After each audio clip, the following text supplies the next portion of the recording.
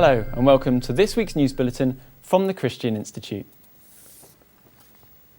Supporters of campaign group Scotland for Marriage have been protesting against plans to introduce gay marriage ahead of a meeting of the Scottish Cabinet. First Minister Alex Salmond and his ministers were holding a public meeting in Renfrew as part of a summer tour of the country. Mr Salmond said the tour is an opportunity to meet and listen to people about what's important to them.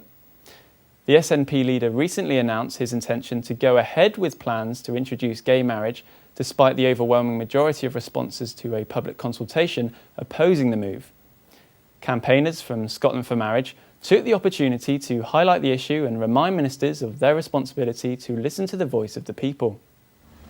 Protesters gathered outside a meeting of the Scottish Cabinet in Renfrew near Glasgow today, objecting to the Scottish Government's plans to go ahead with plans to redefine marriage. The protesters say the SNP government has ignored the results of its own public consultation, which found that 64% were opposed to the move. Protesters also highlighted concerns that children's storybooks which promote gay marriage will be used in classrooms if gay marriage becomes law. The implications and the realisation of what this means will dawn on people. You'll hear more in the sphere of education in a moment about what exactly can happen. You'll see some of the images here from books that are already produced and ready to go into Scottish schools, and I hope they will give everyone who sees them pause for thought. The Scottish Government has pledged to introduce a draft gay marriage bill later this year, but admits there are many legal problems. Well, after the Cabinet meeting had finished, Scotland for Marriage spokesman Mike Judge was invited to meet with Alex Salmond. Well, it was a very useful meeting with the First Minister and Deputy First Minister. We were able to raise our concerns that some people who believe in traditional marriage are going to be on the wrong side of the law if the legal definition of marriage changes. Now, they assured us that they don't want to see that happen, but whether actually we can get the protections written into the legislation remains to be seen. Meanwhile, the Conservative Party is set to lose substantial support from churchgoers at the next general election over the party's bid to redefine marriage, a new survey has revealed. The poll showed that 58% said they were less likely to vote for the Tories at the next general election. The Lib Dems and Labour are also set to be abandoned by churchgoers. And 86% of those questioned believed attempts to exempt churches from carrying out gay weddings could not be relied upon. The poll was carried out by Comrades for the Coalition for Marriage, and campaign director Colin Hart said, "This is yet another blow for these ill-thought-out and undemocratic proposals. Churchgoers simply don't believe the assurances from the government that these changes will not be forced on churches."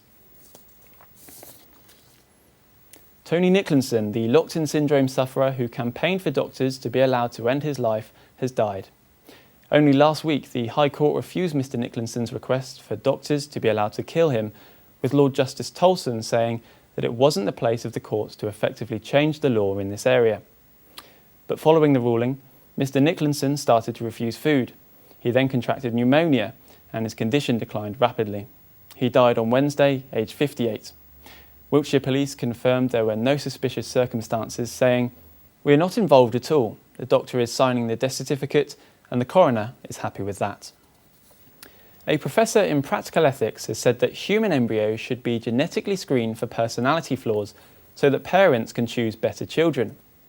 Professor Julian Savulescu, who is the director of the Oxford Hero Centre for Practical Ethics at Oxford University, said, "When it comes to screening out personality flaws such as potential alcoholism, psychopathy and dispositions to violence, you could argue that people have a moral obligation to select ethically better children. They are, after all, less likely to harm themselves and others. That doesn't necessarily imply that people should be coerced into making a choice, but we should encourage them." But Philippa Taylor from the Christian Medical Fellowship cautioned, "We have to recognise and resist the eugenic mindset. Every human has worth and value that is not based on a string of genes, on personality, or on his or her perceived talents. No one should ever be discarded in favour of another who is deemed superior in some way." ProLife experts from around the world will be gathering in Edinburgh next month for a symposium on euthanasia and assisted suicide. The Care Not Killing Alliance, which campaigns against attempts to weaken end-of-life laws across the UK, is hosting the meeting. Experts from Australia and Canada will speak, as well as Dr Callum McKellar, the Director of Research at the Scottish Council on Human Bioethics, and Dr. Peter Saunders, the CEO of the Christian Medical Fellowship. The symposium, which will take place over 3 days, will consider the history of euthanasia in Europe and look at upcoming issues in the area. And finally, a new Bible-based game show has hit US TV screens this week. The American Bible Challenge is a show in which teams of faith-filled players compete in an attempt to demonstrate their knowledge of Scripture. The teams are all playing for prize money, which will go to help a charity or missionary cause. Jeff Foxworthy hosts the show.